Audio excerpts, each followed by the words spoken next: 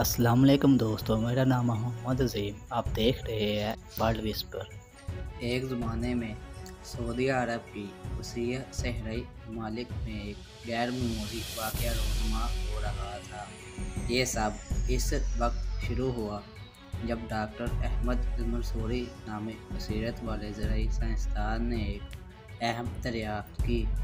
انہوں نے محسوس کیا کہ جدید کاشتکاری کی تکنیکی اور جدید ٹیکنالوجی کے ساتھ سعودی عرب میں گندم پیدا کرنے والا پاور ہاؤس بننے کی صلاحیت موجود ہے۔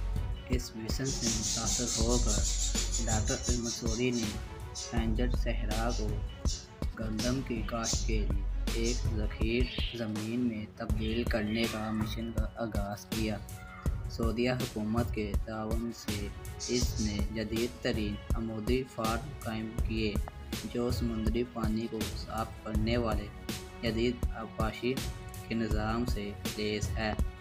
ان فارموں نے سخت صحرائی حالات کو مسترد کرتے ہوئے گندم کے پھیلنے پھولنے کے لیے بہترین ماحول پیدا کرنے کے لیے شمس توانائی کا استعمال کیا۔ جیسے جیسے سال گزرتے گئے، سعودی عرب کی گندم کی پیداوار میں تیزی سے اضافہ ہوا۔ ڈاکٹر المنصوری کے طریقے اتنے کارآمد تھے کہ ممالک نے نہ صرف خود کفالت حاصل کی بلکہ غیر معمولی پیمانے پر اضافی گندم پیدا کرنا شروع کر دی۔ جہاں تک آنکھ نظر آتی تھی، گندم کے سنہری کھیت پھیلے ہوئے تھے اور صحرا کے منظر کے درمیان یہ نظارہ کسی معجزے سے کم نہیں تھا۔ سعودی عرب کی گندم کی پہلوانی کی بات پوری دنیا میں پھیل گئی۔ غذائی قلت کا شکار اور قحط سے نبرد ازمہ اقوام سعودی عرب کی طرف امید کی نگاہ سے دیکھتی تھی۔ تنظیموں اور انسانی ہمدردی کے گروپوں نے سعودی عرب سے التجا کی ہے کہ وہ دنیا کے بھوکے لوگوں کے ساتھ اپنی گندم کی اضافی رقم بانٹے۔ تاہم سعودی حکومت کو ایک عقبے کا سامنا کرنا پڑا۔ وہ ضرورت مندوں کی مدد کرنا چاہتے تھے لیکن اپنے لوگوں کے لیے غذائی تحفظ کی اہمیت کو بھی تسلیم کرتے تھے۔ انہوں نے اضافی گندم کو زیر زمین ذخیرہ کرنے کی وسیع سہولیات میں ذخیرہ کرنے کا فیصلہ کیا تاکہ بحران کے وقت اپنے شہریوں کو کھانا کھلانے کی صلاحیت محفوظ رکھا جائے۔ جو گندم کے ذخائر بڑھتے رہے، سعودی عرب میں گندم کے ذخائر اندرونی کے وسوسے گردش کرنے لگے۔ دنیا بھر کے ذرائع ابلاغ نے صورتحال کی خلافیات پر بحث کی جبکہ دیگر اقوام کے شہریوں نے شفافیت اور تعاون پر زور دیا۔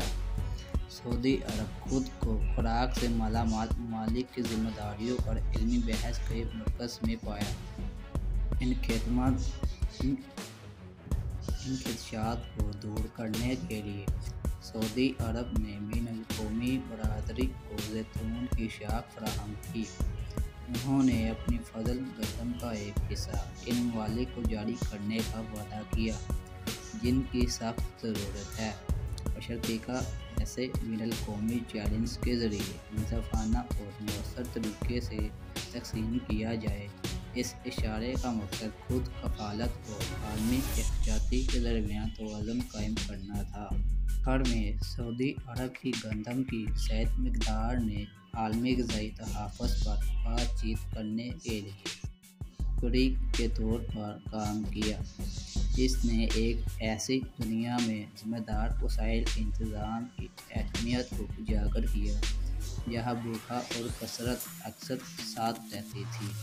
صحرا کو گندم پیدا کرنے والے بلوچستان میں تبدیل کرنے کے ڈاکٹر احمد المنصوری کے خواب نے نہ صرف ان کی اپنی قوم کو مالا مال کیا بلکہ ایک ایسی گفتگو کو برپا دیا جو پوری دنیا میں لاکھوں لوگوں کی زندگیوں کو بدلنے کی صلاحیت رکھتی تھی۔